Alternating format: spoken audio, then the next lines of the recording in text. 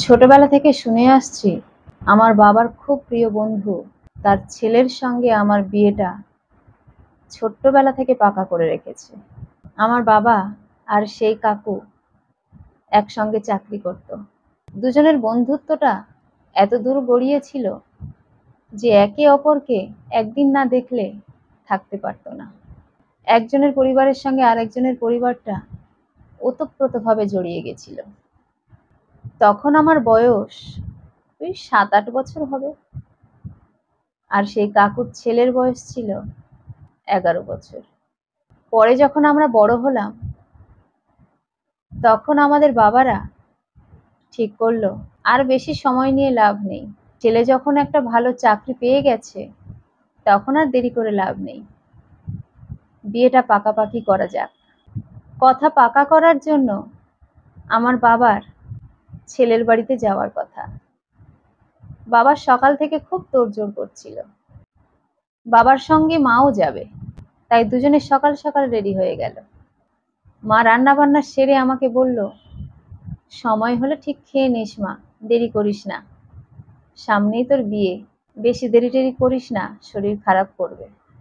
বলে আমার মা আর বাবা দুজনে বেরিয়ে গেল।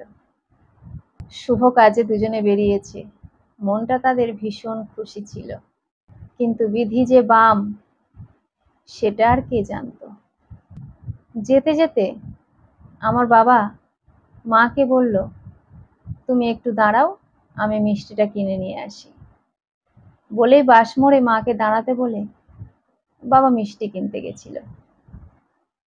মিষ্টি কিনে ফেরার পথে রাস্তা পার হতে গিয়ে একটা বাস তাকে চাপা দিয়ে চলে যায়। মা কখনো কল্পনাও করতে পারেনি যে এমন একটা অঘটন তার সঙ্গে ঘটতে চলেছে। মা খুব আনন্দে ছিল, কিন্তু কিছুক্ষণের মধ্যে ঠিক মিষ্টি দোকানটার কাছাকাছি প্রচুর ভিড় জমে গেল। মা বুঝতে পারেনি, মা ভাবলেও হয়তো কোথাও কিছু হয়েছে কারোর।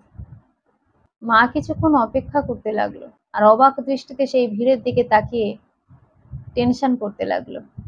তারপরে আর থাকতে না পেরে সেই ভিড়ের কাছাকাছি গেল। সবাইকে মা জিজ্ঞেস করছে, কি হয়েছে এখানে, কি হয়েছে, একটু বলো না কি হয়েছে। বাবাকেও মা মিষ্টি দোকানে দেখতে পাচ্ছিল না। সবাই বলছে অ্যাক্সিডেন্ট হয়েছে, লোকটা মারা গেছে, একেবারে স্পট ডেড। মা তো তাকে দেখতে পাচ্ছে না। মা তাড়াতাড়ি করে মিষ্টি দোকানে গেল, গিয়ে জিজ্ঞেস করলো, দাদা এক্ষুনি একটা লোক আপনার দোকানে মিষ্টি নিতে এসেছিল, সে কি মিষ্টি নিয়ে চলে গেছে? তিনি বললেন, হ্যাঁ সে তো বেরিয়ে গেছে। তখনই মা কপাল চাপড়াতে চাপড়াতে ওখানে বসে পড়ল। মা বুঝে গেছে যে বাবা আর নেই। তারপর কোনো রকমে ভিড় ঠেলে বাবার কাছে পৌঁছলো। মা বাবাকে দেখে জ্ঞান হারিয়ে ফেলে। সেখানকার সব মানুষরা ধরে মার জ্ঞান ফেরানোর চেষ্টা করে। সেই দিনটা ছিল আমাদের জীবনে সব থেকে খারাপ দিন।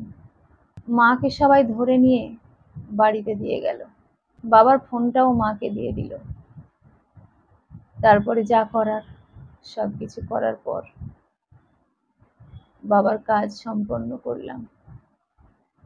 তবে সেই দিন সেই কাকুর ফোন এসেছিল, বাবার ফোনে। ফোনটা আমি ধরেছিলাম,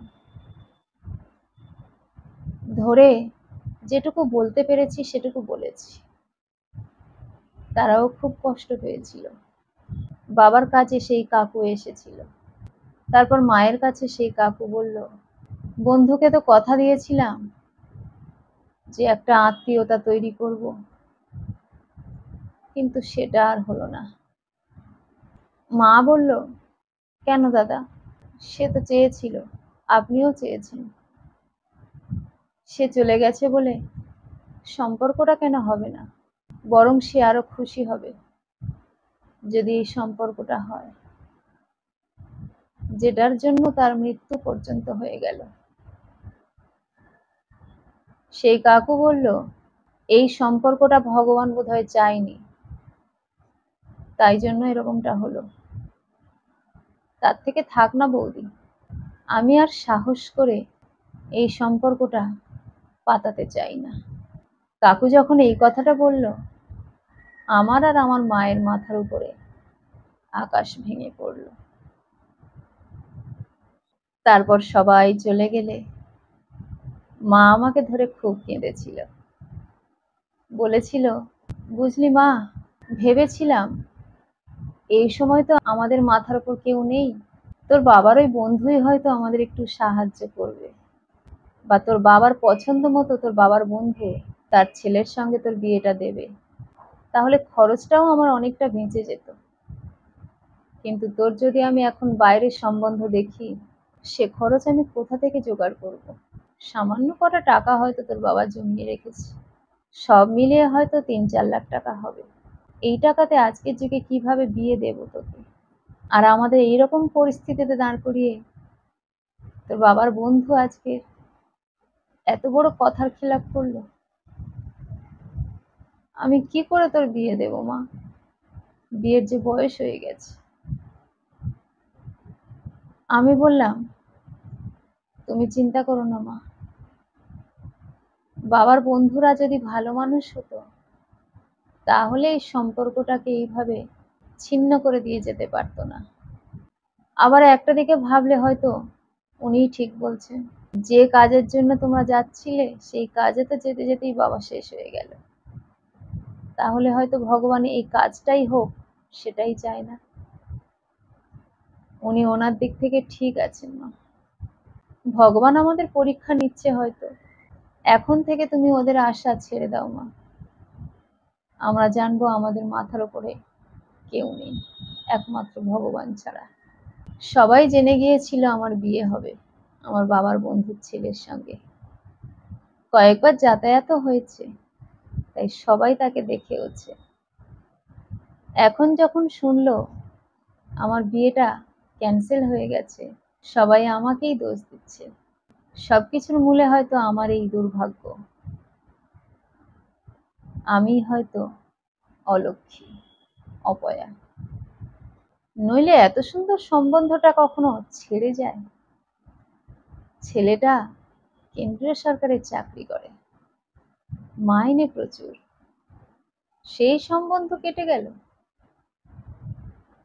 সবাই এমনটা বলা কওয়া করছে। আমি বুঝে গেলাম আমরা মা মেয়ে এখন সম্পূর্ণরূপে একা। বিয়ের আশা ছেড়ে দিয়ে নিজে কিছু করার চেষ্টা করতে লাগলাম। যত দিন যায় আমার মা আমাকে নিয়ে চিন্তা করতে করতে আরো অসুস্থ হয়ে পড়ে। আমার নাকি বয়স বেড়ে যাচ্ছে, আমার নাকি আর বিয়ে হবে না। মাকে আমি বুঝালাম, এমন একটা সম্বন্ধ যখন ভেঙেই গেল তখন আর বিয়ের আশাটা না করাই ভালো। সারা জীবন না হয় তোমার সেবাই করে যাব, ভগবান যা চায় তা ঠিক হবে। তুমি এত বেশি চিন্তা করো না মা। মাকে আমি এটাই বলে সান্ত্বনা দিই, অথচ আমি যে মানসিকভাবে সম্পূর্ণরূপে বিধ্বস্ত সেটা আমি কাউকে বুঝতে দিই না। কাউকে বুঝতে দিয়ে কোনো লাভও নেই, তাই মনটাকে শক্ত করার চেষ্টা করছি,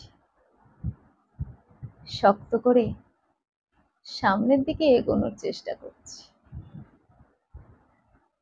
দেখা যাক জীবনের পথে আর কি অপেক্ষা করছে আমার জন্য।